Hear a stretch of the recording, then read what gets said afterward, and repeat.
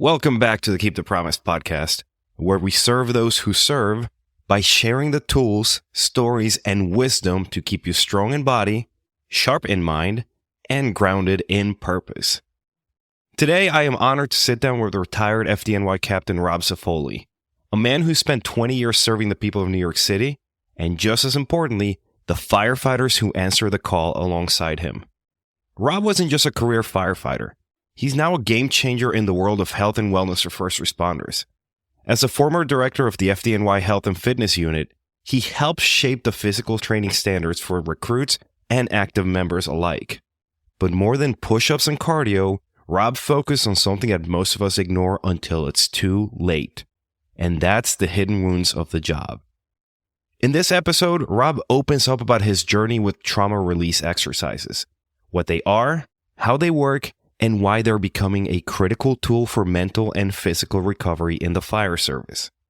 You'll hear how this method helped Rob face down his own experiences with trauma, and how it's now being integrated into fire academies and departments around the country. If you have ever felt the weight of the job in your body, or you have buried it deep in your mind, this conversation will hit home. Let's jump right in with Rob Cefoli. Welcome to the Keep the Promise podcast, where we help build resilient and well-rounded firefighters. All right, so you're heading out to Colorado with Joe, and you were mentioning that you got people on the study. Yeah. So we're trying to set up this pilot study, but there's not a lot of research in TRE in our community and in North America. It's really been around the world more. So we determined that we just have to get more efficacy of that and more just people to testify to it, right? That are us, not coming from out of the country or something that was done 10 years ago.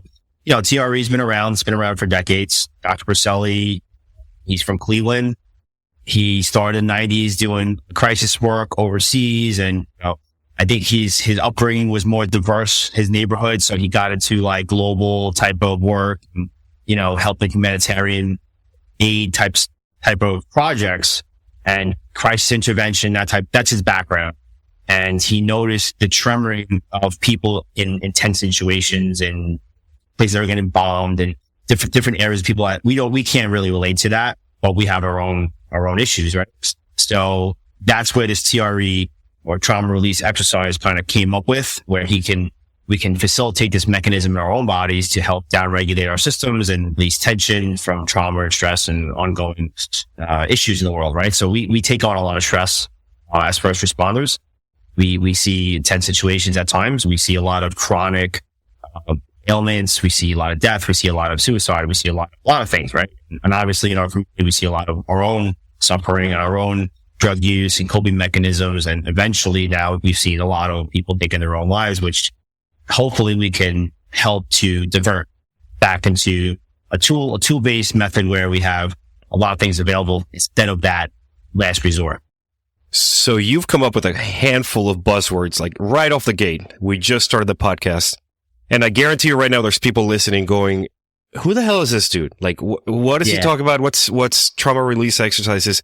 Why do I care? So let's take a step back and give me the intro. Give me the Rob intro for our community, because I have a feeling that's going to change a few perspectives, and it's going to give you that authority that I feel that we need when it comes to this sort of stuff. Well, all right. We'll back up a little bit, about 2 decades or so where I started. Rob Cefoli, I recently retired, about 6 weeks out of the FDNY. I'm a captain, was a captain. I was also the director of health and fitness for the department for the last 4 years. Started up with the health and fitness unit as lieutenant, took over as captain, was company commander. So, I have some experience there. I've trained over 4,000 of our probationary firefighters throughout the years, multiple classes. I had to deal with a lot of things there. Like we had a probationary firefighter who passed away, unfortunately, a lot of politics that go along with that, training academies. And I started in Brooklyn as a firefighter. I'm the first one in my family, in the FDNY. My father was a carpenter. My mom was a lunch lady. So basically blue collar upbringing. Nothing really crazy. traumatic or anything like that in my life, but just, I know my dad had some stuff going on, and I recently, throughout this whole process, I was able to connect more with him on that, and then kind of identify where there were some shortcomings, I guess, from that relationship into my life. And now that I'm a father, this thing's passed down. But the career was awesome. I love working. Started in Crown Heights, Brooklyn, at age of 234, a very busy area. I was the valedictorian of my probie class, so I was able to choose where I got assigned at a probationary firefighter school.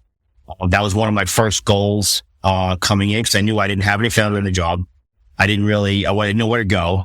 And just through the process of hard work and that one goal of, hey, if I want my choice, again, you could be the fitness award winner too. But I think my run at the time wasn't as great, even though now, like, I look back and I could have been a lot better. But what I know now, if I knew then, I probably would have been, but I just wasn't as fast as I could have been at the time. That wasn't on the table for me. But the valedictorian, I was very good at in school. I went to engineering high school. So all of things kind of play a part in the whole transition of where we're at today, where I got the ability to go to the firehouse that I want. But that also led to an event in 2008 that really shaped my life. And that was a line of duty death that I was involved in January. It was just the 16th, 17th anniversary of that. So through this whole process, it was, that was like the crux of it. That incident that I was involved in, was a high-rise fire, it was a wind-driven fire. And we were not the first unit on scene, but we were in charge of the second hand line. And the way we operate in New York, it used to be 2 hand lines down a hallway, 2.5s fight a wind impacted or a wind-driven fire. But those tactics are kind of changing, where door control came into the picture, and, made other interventions, whether it be different high-rise nozzles or blankets coming out the window to stop the wind. Things like that came after the fact. But we wound up getting down to the fire department after many maydays being given, guys running out of air, guys getting burned, because when the wind kind of blew in on us, it was just a big clusterfuck, as you would say, right? So accountability was big. I just remember being held back a little bit from operating, because so much confusion that we couldn't get to our position, which was taking over the first hand line at the time. And when we got down to the apartment door, I wanted to be one of the first members there. We came upon Lieutenant John Martinson, and he was supplying on his back inside the fire department. Very surreal situation for me. Was able to work with another firefighter to try the removal process, where we had one at the seat. I wound up going in the apartment and just kind of realizing, probably for the first time, it was 3.5 years in my career, but there was nobody in the fire department at the time that I went in there. And that was one of the craziest things as a firefighter, because there's usually like tons of guys trying to get in, tons of guys upstairs, tons of people we just throw a lot of people at, especially in Europe. We have a lot of resources here. So you're just getting a lot of bodies involved. And I just kind of took a quick cursory peek around that apartment, and I knew where the fire was coming from. It went from complete darkness and high heat to, I could see now, and I had this die down, and somebody's got to do something here, right? And I was a young firefighter, so it was like, oh, that's me. Like, I got to do something. Like that the training kick in. Just like crawling down the hallway into the heat with, okay, just stay on the hand line and you'll get to the end, and that's where you got to go. And that's all you really got to do. Keep it really simple. Meanwhile, you got guys bailing out and, standing up in the hallway, everybody's crashing, losing helmets. It was a mess. We got 70 feet travel from the stairwell down the hallway into the apartment, had to make a U-turn, all 20 feet, make another right, and that's the fire room. So you have wind blowing in all the way down. Guys are all over the place. It was one of the, probably the most intense things ever in my life at that point, never mind fires. So you just kind of revert to your training, and, we had the Mayday. I was able to give one. Not the best one. I mean, it's recorded, and I look back, and you always second guess each other, like, oh, I should have said this, I should have said that, or I should have did these things. But we were able to get him out of the apartment. We were able to, I was able to find that hand line, protect the members trying to extricate Lieutenant John Martinson, giant nice guy.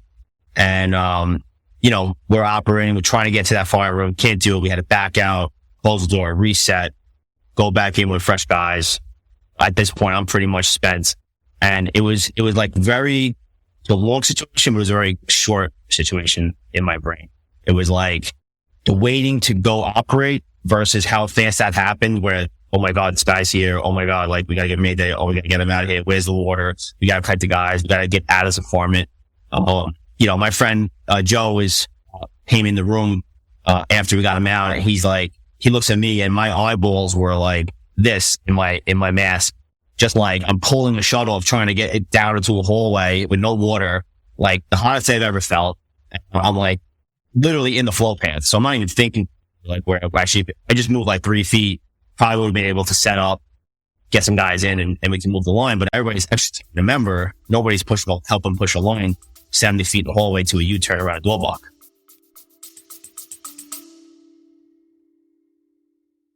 Real quick before we jump back in. Firefighters don't leave each other behind. We look out for our own. Right now, there's a firefighter out there, maybe a rookie, maybe a seasoned veteran, who needs this podcast. They need the lessons, the mindset, and the training tips. But they'll never get them unless you help them. Here's how you can help right now. On Apple Podcasts, tap the 5 stars, then scroll down and write just a few words about what the show has done for you. On Spotify, tap the 3 dots, select Rate Show, and drop your rating. It takes less than 60 seconds, it costs you nothing, and it helps one more firefighter get better, stronger, and more prepared. We look out for each other. This is one small way that you can pay it forward. All right, back to the show. So we wound up putting the fire out and everything. I just went home that morning and they put us on medical leave right away because I passed away. And I drank a bottle of vodka with my friend, and I just watched the news and just was like, shell shocked. What just happened, And in our department, we go right to counseling. And, I remember talking to a therapist and, you don't know you have no idea what I just went through. I don't even know what I just went through, So we get 2 weeks and then we come back to work and I read everything, go to the funerals and you hear the wife and you hear, like the little kids and stuff like that. And you get all the bagpipes and you got everybody's lined up and it's like the whole thing, right? And that's, overwhelming. And then it passes and then you go back to kind of work. And then a few months later, I realized I was having some issues. I was having just, on a personal level, just drinking was out of control. Looking back at the time, doesn't seem that bad, right? We can all agree that we don't think it's that bad until we look in the mirror and say, you know what, maybe we shouldn't be blacking out and maybe we shouldn't have these memories coming out where you're crawling around your apartment and punching holes in walls and just reliving things. Like it was what it was. Like at the time, it's not PTSD. Now it is like you went through this traumatic situation. You have all these emotions that you don't know what to do with, so you can't access anymore. And you're just like shocked. And I remember yelling at guys in the firehouse, like, you can't be joking anymore. It's just not, this is very serious. It's just, it's completely opposite of how we came in. It's like, that it's not what we were like. Like we joke, we bust balls, we go to work, we drill. It's a fun environment. That's why we do this job. I started turning into like, I was getting banned all the time. I had a lot of this anger. And then I lived with a lot of guilt. I felt that I could have saved them. And that's personal. And that stayed with me for years, like a long time, probably 5 years, I would say. I got married in 2010. I was divorced in 2013. So probably from 2008 to 2013. It's about 5 years, and I think it had a lot to do with it. Now they look back. I think on both sides of that, you have that, but a lot of guys go through divorces because you're not able to really access yourself after like some of these events or a long career of chronic stress and chronic issues, or if you're deployed overseas, you're military or police or EMS, you're getting pulled apart. To do our job, you have to be in like that sympathetic state, right? Like you have to be in that fight or flight. You have to be ready to rock, be very aware, hyper vigilant. And what happens to our bodies is that you just lose the other side. So we come home now and it's just, you're disconnected. You're not present. You're cold. You're sarcastic. You might drink a little. You might do some other stuff, just to get by, right? You might go introverted and just completely disconnected from people. You might be super A-type and just go, also want to go I'm going to do a marathon training, because you need to fill these and find out what you're feeling. Like, it's very hard to access every while. And then you bury it like everybody else, you know, just bury it and bury it. You laugh at this, you know, I only speak regular talks. So this is how I interpret everything. And it's just that you don't realize what you're like or how good you can feel until something happens where you go, holy shit, I'm still carrying along this stuff. So fast forward now in my career, I get promoted. I go to an engine company, a truck company. I'm getting promoted again, and I'm having some issues with my daughter. It was in my first marriage, and she's now 13. Lovely girl, sweetheart. And we just having scheduling issues and all these conflicts, and it was very stressful. So I was looking for a way to handle the work schedule. And one of my friends who I was doing CPAT training with, he's a captain. He was taking over the fitness unit at the time. He's like, hey, why don't you come up and help me? Got a great background. I've been a trainer for over 20 years since I was 22. So 22, 23 years. I've been personal training and coaching and doing boot camps and stuff on my own. And I said, you know what? If it's a set schedule, it would really help me out at home, and also would help my guys in the firehouse, because I'm like a burden almost in my eyes. Probably wasn't, but it was my own anxiety about I needed to switch this. I couldn't work that tour, you know, scheduling my kid, what am I picking up, what am I dropping off, all that other stuff that we all kind of discount, as parents, really. That's another stress. It's another it was chronic, years of this. I'm still going through it now, obviously, you know, you never really get out of it, but, that got me into the fitness unit. So it was like a problem I had personally. It was kind of just a happenstance that I was able to go up and start working up there. And that was where I kind of found myself a little bit more. I was stabilized at home. I was doing some good work. I was getting back. I was training young kids, and a guy gave me like a little bit of boost energy. Like, I was able to put my own stamp on a lot of things that we were looking at in the department, like all our programs for recovery that we added in, all the new equipment that I was able to get up to our training facility, different types of workout structure, interviewing guys, bringing new guys up, diversifying our team, you know, working with the chiefs, working with initiatives, working with legal team, working with the medical office on our guys and what's missing in our department. Like, we don't have any fitness standards here. We have medicals, but, you know, we have guys that are really overweight, and they're like, what are we doing with these people? So we need programming. We need scanning of in-body scans. We need nutrition. We had no education in our probation at firefighter school on any of this stuff. So we kind of put that all together. I had some great guys we worked with, and a few of them helped me out personally, which, led to the Fyr Tribe and led to where we're at now. You know, we were looking at pre and post COVID, where we had a lot of changes in the classes. So it was like a weird situation. We had that big shutdown, that huge, you know, are we going to go on leave without pay? Are they going to force this thing on us? You know, everybody that kind of got the COVID shot initially got it, and everybody else was like, I'm good. And then they mandated. And now it was a huge stir up, and you're looking at finances. You're looking at, you know, that whole situation was crazy. You just worry about every single person around you. Did they have COVID? Do I have COVID? Am I going to kill somebody? Am I going to get, you know, the first couple of days of that, we're in gowns and masks, and people are dying every day. Every day people are dying in the city. And you're going to dead bodies and sick people. And you're like, fuck, I'm going to go home and give this to my kids. I'm changing outside my side door, dropping my clothes off, and like throwing them in the hot water.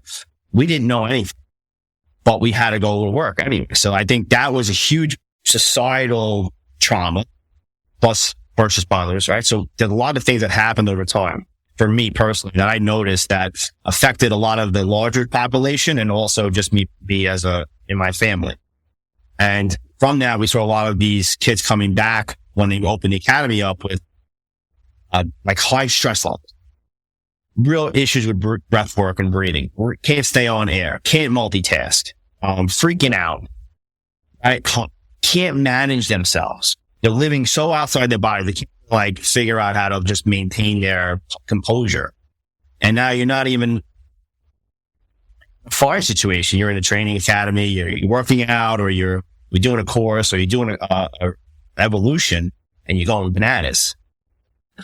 And what's going on here? We're like, we have a code red system. If somebody's really messed up, we stop them, they go to EMS, and if they got to get transported, get transported. Very good, very safe system we have in our academy. It's no nonsense. Don't want to mess up. We've already had people die. most of every first responder in the academy, there's usually that's there. Usually that for like rhabdomyolysis and all these other things, there might be incidents at training because of overuse or overdoing it. We were like, no nonsense. Injury reduction was huge. Safety was huge. Like, I don't care. You feel like crap, you go on the bus. I mean, and you can't explain it out because you can't answer my questions. If you look at like all types of ways, something might be wrong. I'm not taking responsibility for that. Let's get you checked out. And if something does come up on the EMS side, they taking you right to the hospital. That's our procedures from a few years back.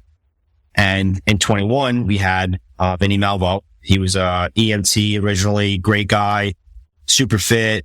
And he wound up passing away from rhabdo. And that was a big issue with the genetics, sickle cell trait. And that was kind of a weird time because we're looking at the shots. We're looking at issues guys are having now after that. Then we're looking at a death. Then we're looking at probation firefighters getting rhabdo all the time, every class. From whereas in 1819, it was nothing about that. So it kind of messes you up a little bit there, but you had to be super vigilant. Our guys had to be on top of their game a little bit more. And it was very, very stressful. Because every workout, I'm like, is somebody going to drop that? Is somebody going to drop that? And it's like, for real, like, that was my number one concern was somebody dying again. And, we had to go to his funeral. We were his honor guard. He didn't have a company yet. So it was his squad and his pro school instructors. And we went to take care of the family and I had to talk to his dad. And, it was a terrible time. Like, I broke down to his dad and like, I couldn't get out of the conversation. I had someone, an EMT had to come and pull me away because I was so upset. It happened under our watch. It wasn't our fault. It was normal SOPs. Everything was fine. The investigation we used our courses validated. So everything was like to the T's. It's just that he had this issue and his body couldn't compensate for that. So I had some instructors that had some hard times with that. And we noticed a lot of these things happening.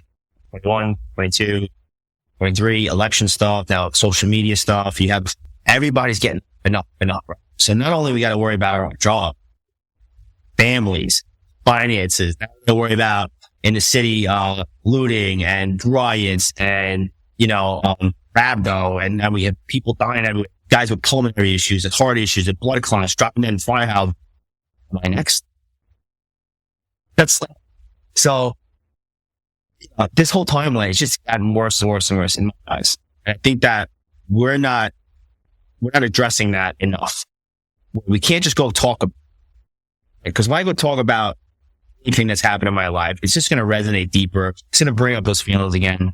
It's going to make me feel a certain way. And it's what happens in the body. I've learned in the last year and a half, 2 years is that the body doesn't forget. So it traps it. So when I was in Ebbets Field House on the 14th floor and I saw him on the ground, my body went into a response. I didn't think my cognitive from here down was affected. My thought process, my cognitive was like, all right, what's the procedure for this? But my body was going nuts. And I didn't realize it because I didn't understand what it actually does to the body. And over time, everything that we deal with just tightens you, get more tension built up. And anxious feelings and anxiety and stress is felt, thought. And my wife has some issues with anxiety and it's a feeling. So it's a body. So when we're looking at where we get our remedy, it's not cognitive stuff if you still have it in the body, if that makes sense. That's how I interpret it. And this is, I think, why we're on the right track here with us, because we do a lot of things from the body. We start with the body. Physical trainers, number one. We work out, we exercise. So that helps us with some alleviation of stress, right? Helps regulate our bodies. Then we include nutrition. So better things in, better stuff out. If I put really bad food in, I'm going to feel terrible. I'm just going to have a bad mindset. Like all these levels get all because you put all these chemicals in. So we got to look at that, right? So we have to make sure we're doing the things that we can do and use the tools that are available to make ourselves feel better so that we can be better for our families first and our careers and our teammates, our units, in my opinion. Because if you're not good at home, you go to work, you're going to be miserable. The guy that comes in and he's just, like I would go to work and my ex-wife would text me and then all 24 hours, I'm just in here. I'm trying to like drill and I'm trying to focus, be sharp. And I'm like, I got this thing in my head. Like, right. So I think we all have these things and we're always at 100%. So we're doing some classes in 2023. We're doing a spring class and I go up and my back is completely drenched. I'm so incapacitated that I can't put my socks on without holding on something. Ooh. Yeah. I can't lay on the floor, my kids jump on me. I'm like, get off. I'm like, off me. Cause I'm like, it's just like, I can't move. I'm like locked up. My whole lower half is just like really just compressing. Just felt like a vice. And I thought it was like a bad deadlift day followed by like a multiple alarm that you were on the mask, like in the mask. Like, all right. My shoulder's starting to hurt. A couple hours in, you're like, man, this thing is like grained on my neck. The helmet, just, it all compresses you, right? Your spine's just like, get out of that thing. You're like, Jesus. I don't care how fit you are. Wearing that shit sucks. And all this 20 years ago. So the straps like, string bikini straps. We don't have like the MSA masks. We have like these old masks. Bro, the MSA ones might be padded, but you add like an extra 5,000 pounds to those things. So like the grass is always greener, right? Right. But it just drags on you. So I'm like, maybe it's that. And it was a few months. It was like a February job, and I think the class started in March or April.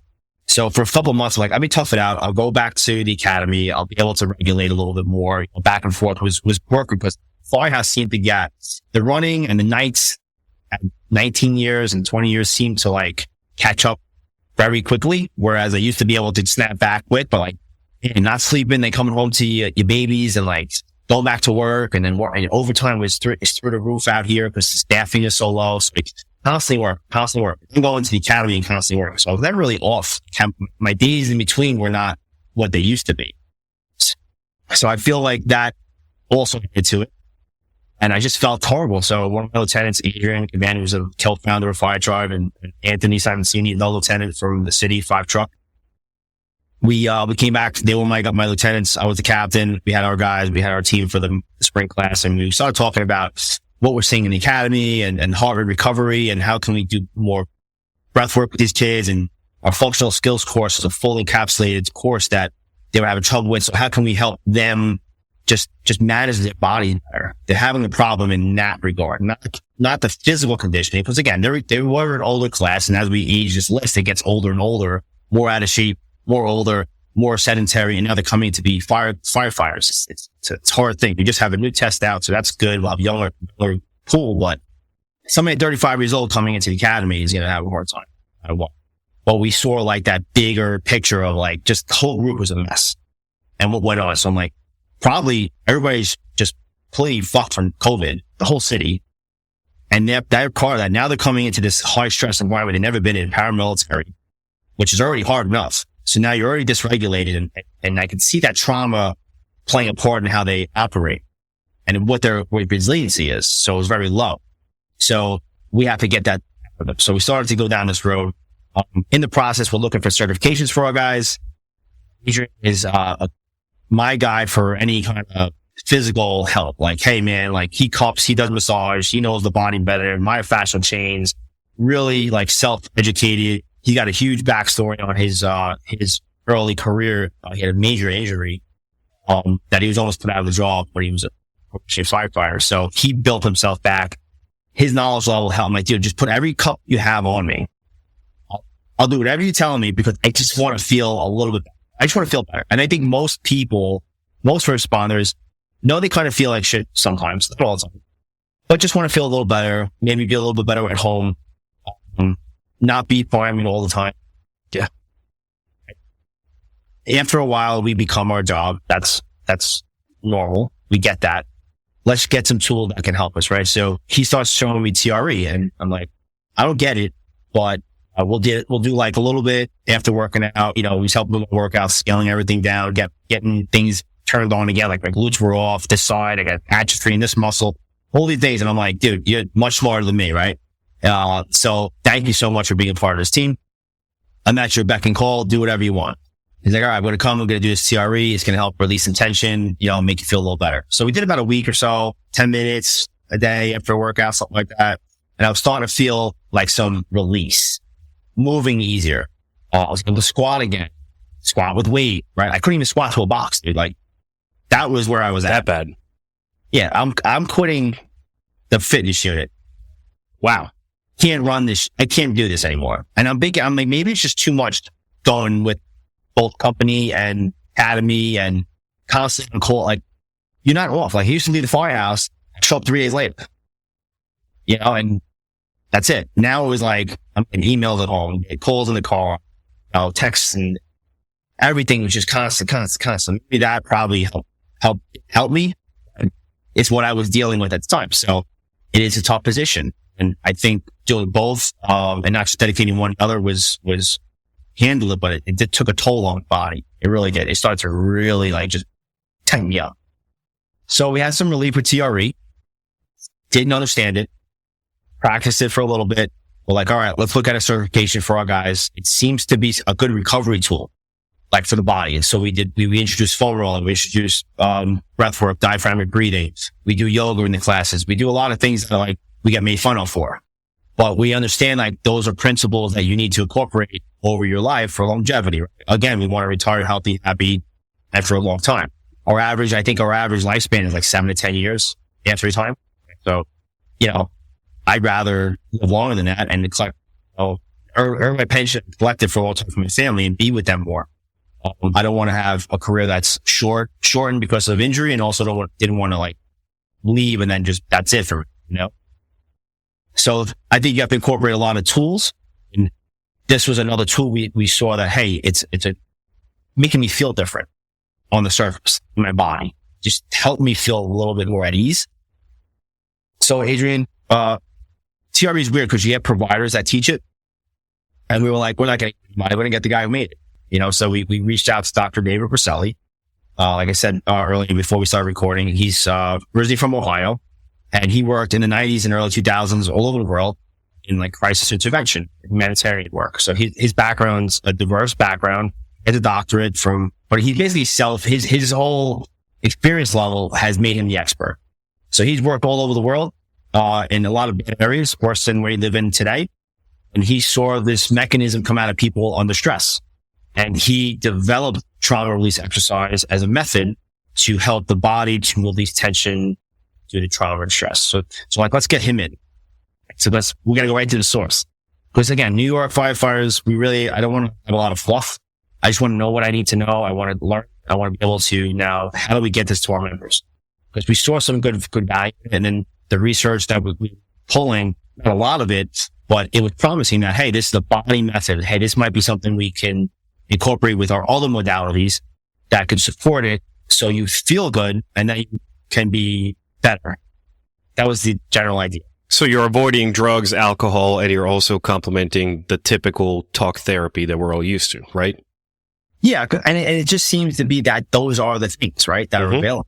It just seems that that's the going rate. You got to go talk about it, but then you can't get an appointment, or you got to take a drug. Like, you got to get a prescription because you're depressed. But if you take that, you can't be a full duty firefighter either. Right. Most places. In our place, you can't. So if you get put on any kind of medication like that, you can be light duty. You're not going to be on the truck. You're not going to be in the engine. And that's going to be another depressing situation. Unless it's by choice, right? Or unless it's a need that your family needs, a need to be on a set schedule and stuff like that, where it's not so chaotic. So yeah, we were like, this is probably something good. We were able to get in touch with Dr. Briselli. He was very excited to work with us. He's done a lot of military. He's done a lot of groups around the world. He's actually back in the States now. We just spoke to him. He was in Oman. He's doing TRE Arabia now. So he speaks Arabic. He speaks multiple languages. Really cool guy. He has a lot of theology background too. So it's like a spiritual side to it, plus the physical side. Has a lot to do with the myofascial chain system in your body, and where we hold tension. So like when you foam roll, you got a trigger point. A lot of those interventions that we do in TRE, a lot of that has to do with it. So we incorporated in our workshops that we created. So we started with the training. 6 of us got trained as global TRE providers. And with that, we had other firefighters, all different ages, light duty, full duty, come and volunteer so we can work on them with Dr. Briselli, so he could certify us and say, hey, you guys got this technique. You know how to teach it. You understand it. So we did a 3-day intensive with him at the Fire Academy. And the people that came were probably the first were like, oh my God, these people are having crazy reactions to this stuff. Everybody's trembling. Everybody. There's not one person who didn't tremble. Two is like their reaction afterwards. We took videos and were like just blown away at how they felt. You know, okay, this is interesting. You know, we were all looking at each other like, is it really everybody? Or is it like, you know, this is like nobody hates it. So because it's a weird thing. Everybody says it's weird. And then they say, well, I feel a little better. Or I feel a lot better. And I think that as we explored it more, we were able to connect with that mechanism further, and we were able to really experiment and like do different interventions, different warm-ups. There's a series of TRE warm-ups that get you to prime your body, and that helps you to get into that tremor mechanism to have a session.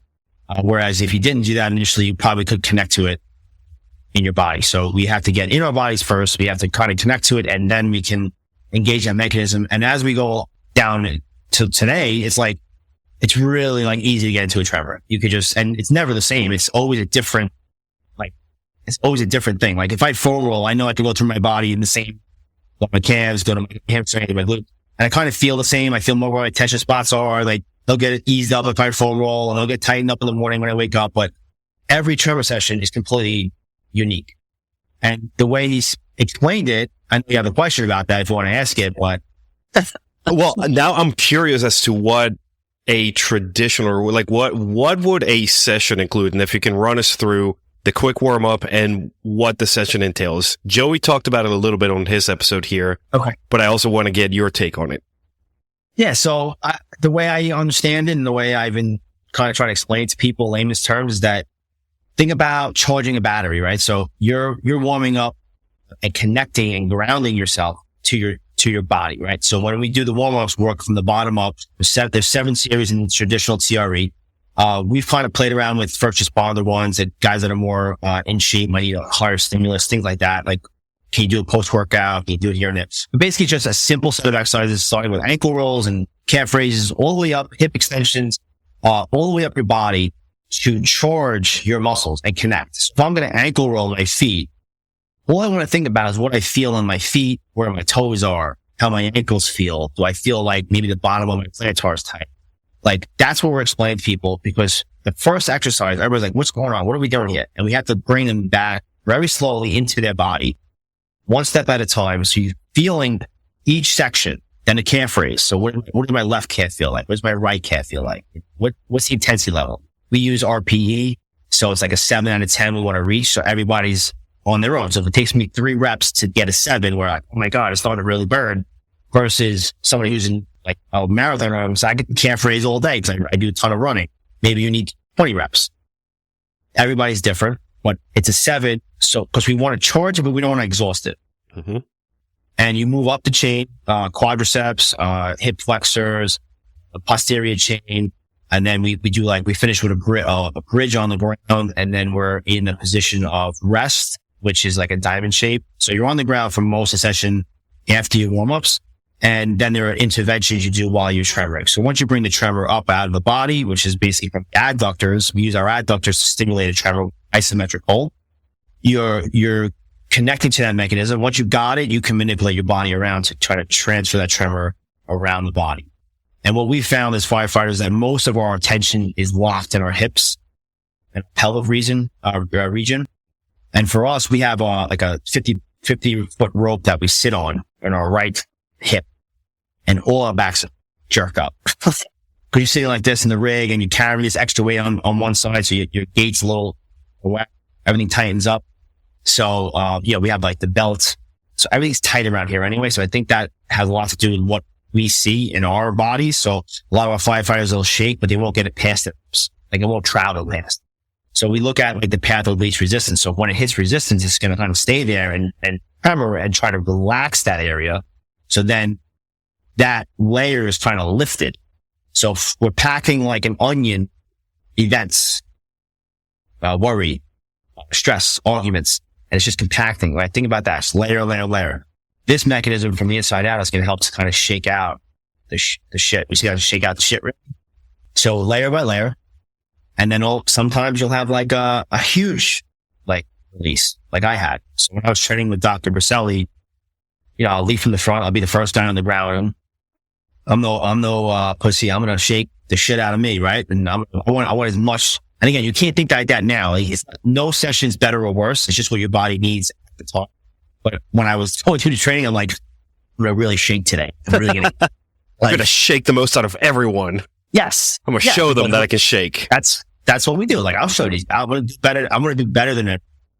But it's not like that. Your body knows what it needs at the time. So for a few months, I was getting relatively minor tremors. I was getting it in my legs and my hips. And a lot of people can see this, especially when they first start TRE. They're not going to be fully connected in their body or relaxed enough to let it happen. Very important. So it's got to come from within. Yeah. Well, we control chaos. We control. The first thing we do with I'm telling you right now, every single person goes, I started to feel it, and then and then I stopped. I'm like, you're getting in the way. It's happening. You're trying to figure out, how do I tremor better or worse, or stop it because it's weird. It's not you controlling it.